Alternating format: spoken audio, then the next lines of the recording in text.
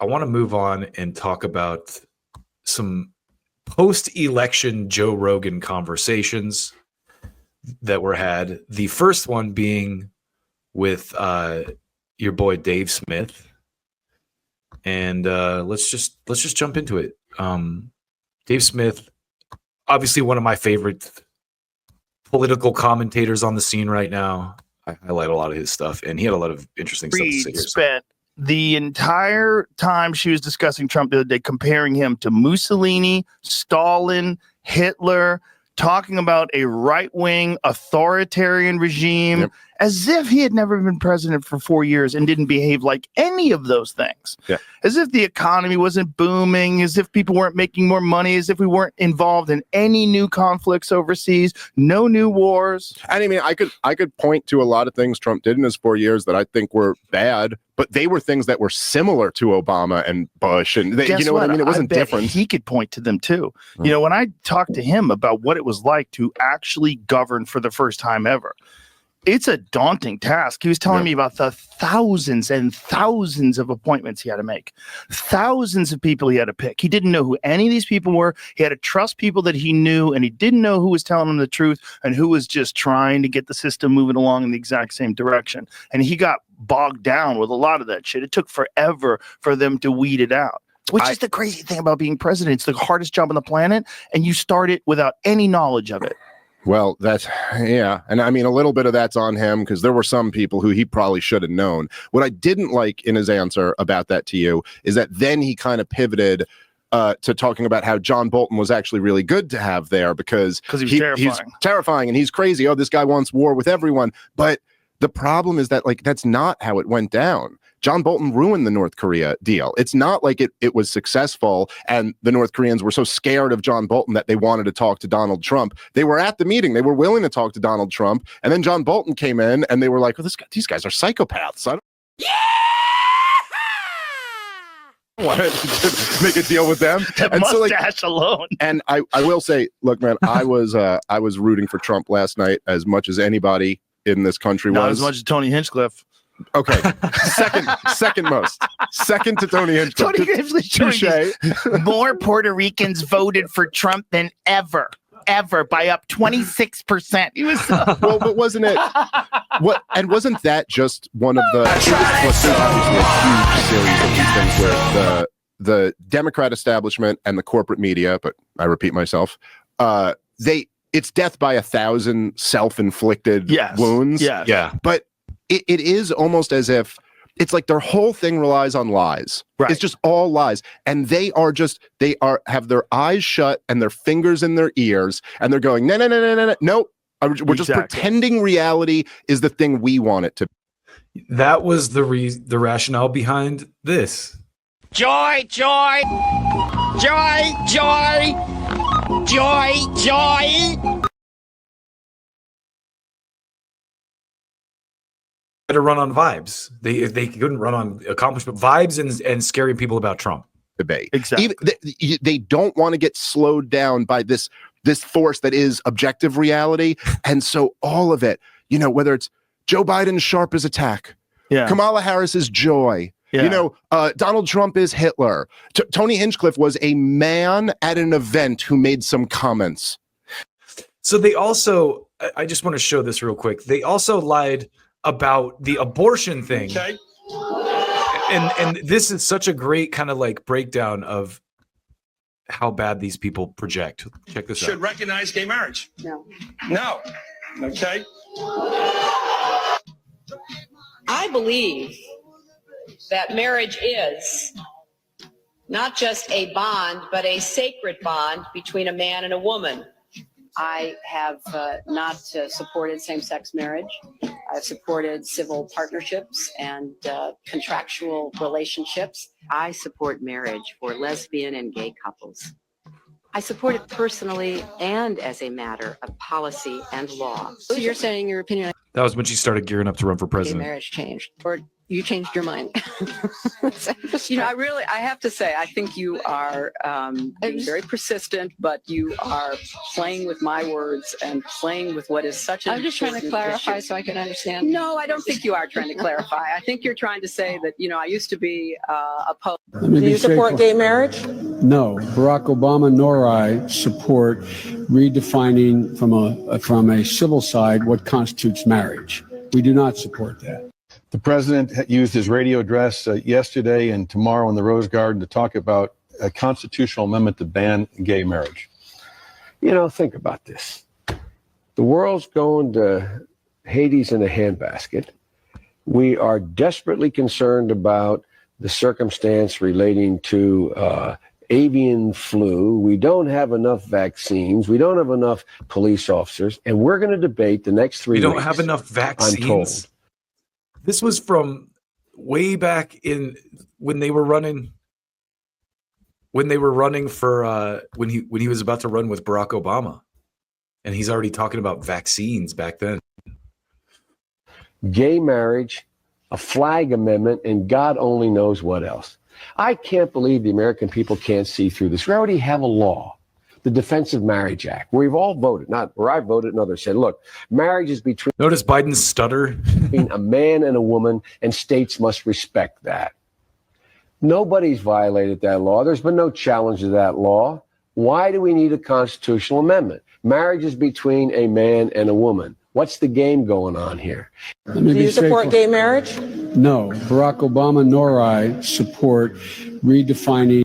So anyway, you get the idea. The Democrats played with that issue for a long time. Did you see? It wasn't really. That wasn't a comedian who was Telling ribbing jokes. everybody. Not only that, but an insult comedian. A Right. comedian who's famous Right. for insulting people. And we're supposed to act like this, it's not 2024. Like we didn't all grow up on Don Rickles, and we all know exactly what Tony Hinchcliffe is doing. Did you see the clip that the mothership posted? It's on my No. Instagram. So they're talking about the comedian who made I'm jokes gonna about jump Puerto up Rico. here. Why does never really get you? They're scary. Like ghosts, they never steal you. Yeah, it's true. Puerto Rico because they don't have any room. So their landfills are just overflowing with garbage. They literally have a giant garbage problem. So he came up with a joke based around that. I think it's called Puerto Rico. I was texting with him after it, and So there was actually some legitimacy to Tony's joke, but that's always how it works. Like people are trying to defend it. It was inartful. It wasn't the wisest joke to make in the build up to an election. Let's be honest about that. But by the same token, the point I made previously is that is not going to change anyone's mind. And the idea that, you should be, if Trump is accountable for Tony Hinchcliffe, then, Kamala is accountable for Cardi B, drugging and stealing, robbing men or whatever. It's like it's a jump that they tried to make. And I thought it was so great. I mean, I thought even the bit that he did on Israel Palestine was so funny. He ripped both sides, and then he did. By the way, same with the Puerto Rico thing. There was an underlying really good point to it, which is always like the best comedy when you're just being funny, but at the same time you're like, ow. And he did kind of nail that too, where he was just like, "Why are we funding wars that have been going on forever? Like, figure it out, guys." Yeah. And then he just got a great rip on Muslims, a great rip on Jews, and so the way they picked out Puerto Ricans. He's going on in the morning. There's no opening act. No one knows there's going to be comedy. Yeah, the most difficult setup. And there's no one on before him other than a prayer. They do a prayer. They were singing prayers and songs. And then the music stops and Tony goes on flat to a bunch of people in the middle of the day. But if your argument is that that Bobby and Nicole are blaming the wrong culprits, it's not the vaccines and it's not the Wi-Fi and it's not okay, I don't know. But what is it then?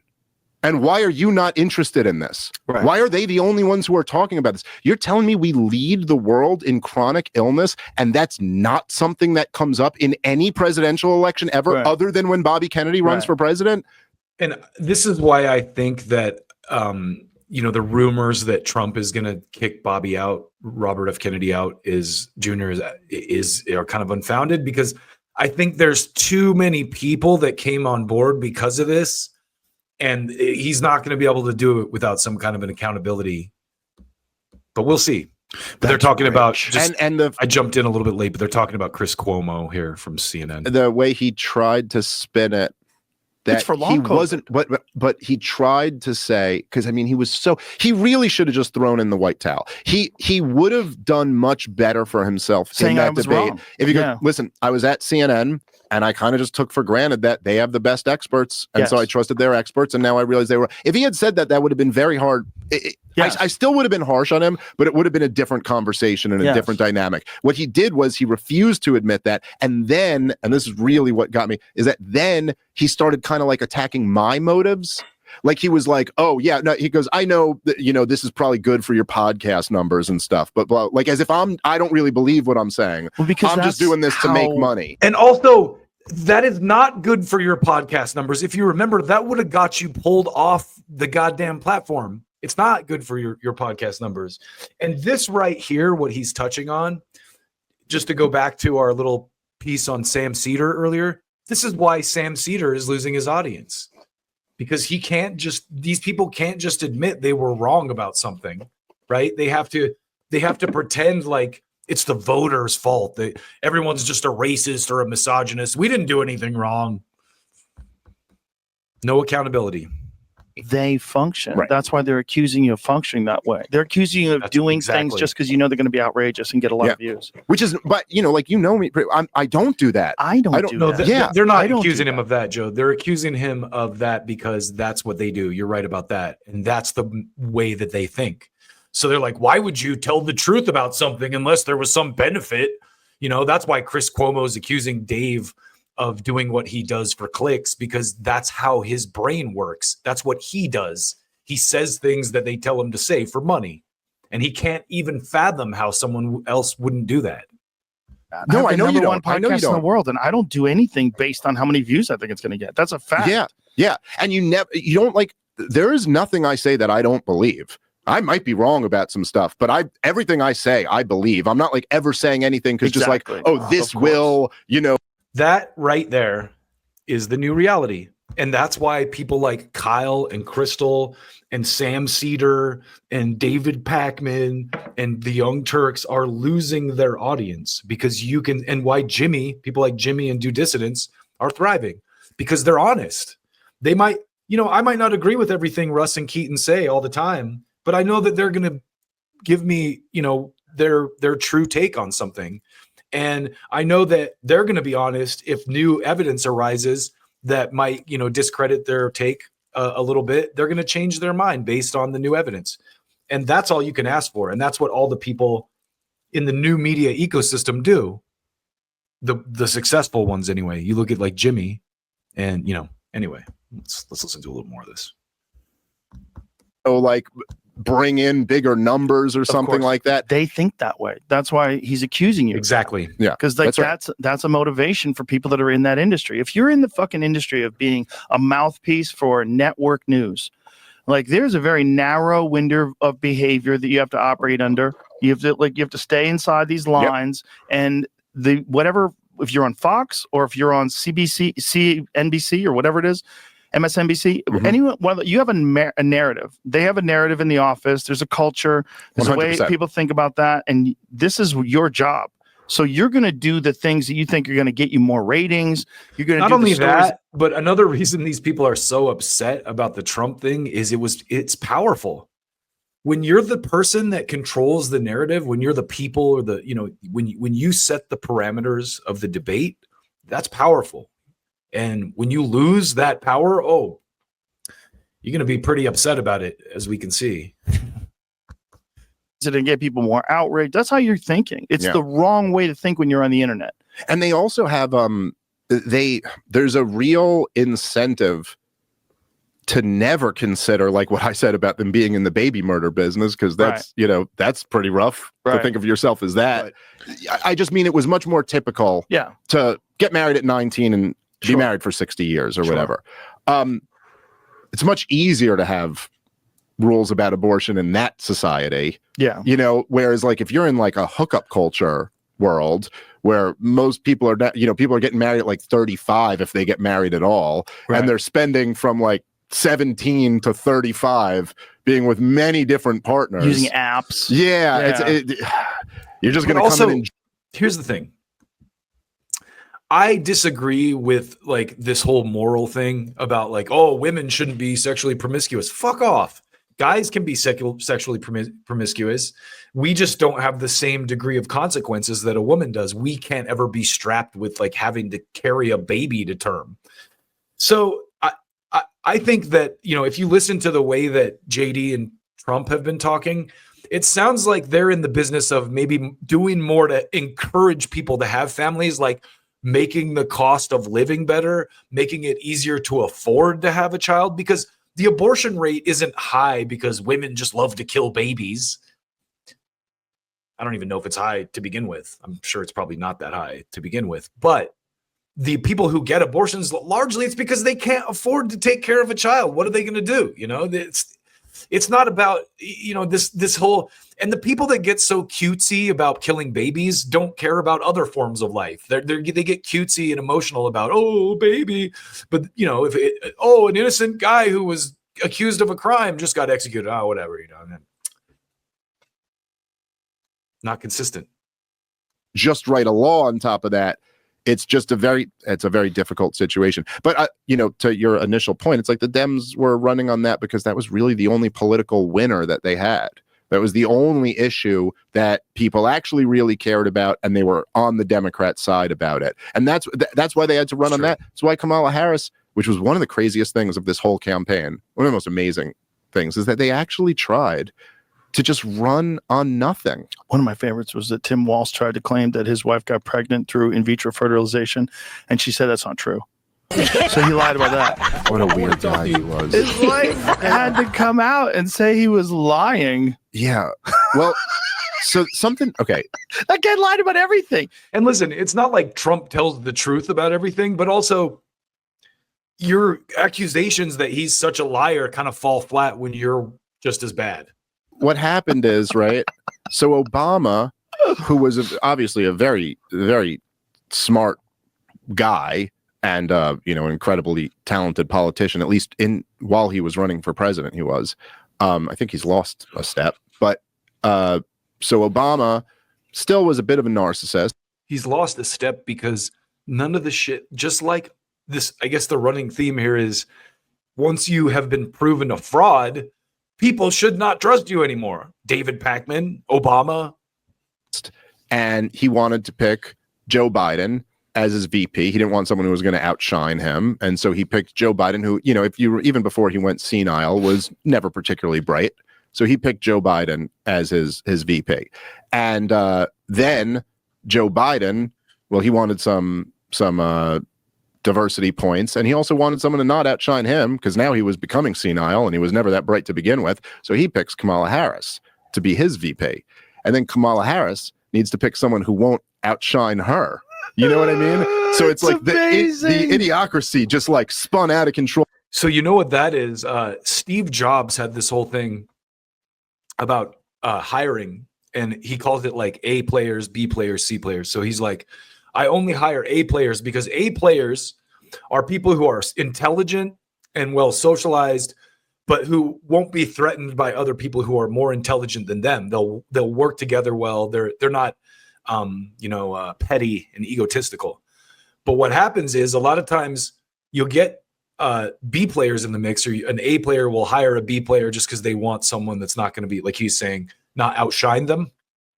And pretty soon the B players will only hire people under them. And then you get this company that's larded up with just people who are trying to protect their position in the company instead of, you know, hiring people that are going to be good for the forward trajectory of the company. So that's kind of what the Democratic Party has become. It's just an organization larded with B and C players. Where all of a sudden you get to like the third VP in a row and you're like, yo, really? This is who you picked?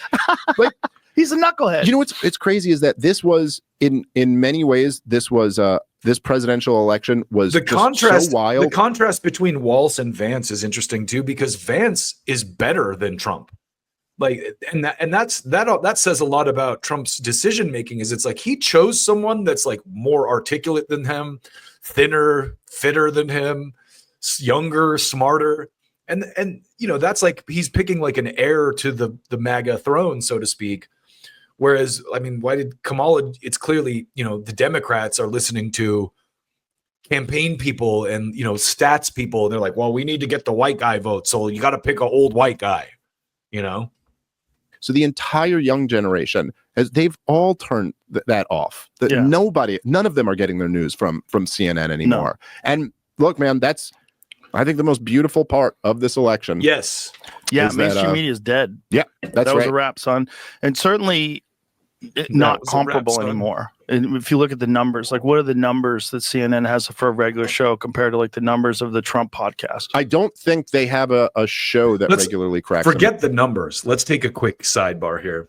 I'm cracking up before I even showed you this. Look at this. This is so fantastic. Google AI with the median viewing age for MSNBC right here. Look at this. The median age of an MSNBC viewer is 70 years old. This is older than the median age of viewers for other cable news networks, including Fox News and CNN. And they're only a couple years younger. And then you look at this, the median age of viewers for other cable channels, Bravo and TNT skew a little bit younger. But all this, even MTV, it's like 51 years old. Because those are the only people that remember what MTV actually was. But anyway, it is a very beautiful thing that era is over. I'm very happy about that. That was my biggest, as I said before, that was my biggest takeaway from this election is that corporate media, no one cares. You can call people Nazi, you can cancel whoever you want. We're not listening to you assholes anymore. Million views. The Instagram, I think their biggest one is still under 1 million. The Twitter, the X video that I posted when I posted Elon on the podcast, between me and him, it got 65 million views in a day. It's unbelievable. Dude. In a day.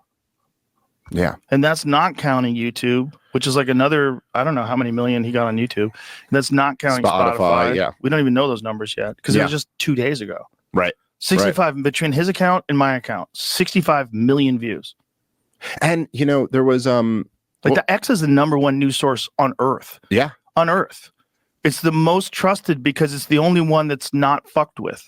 Yeah. So even if and I will say, I think the community notes thing is the absolute best way to kind of handle fact checking of anything, because it's crowdsourced fact checking. So you have a variety of different people making this, you know.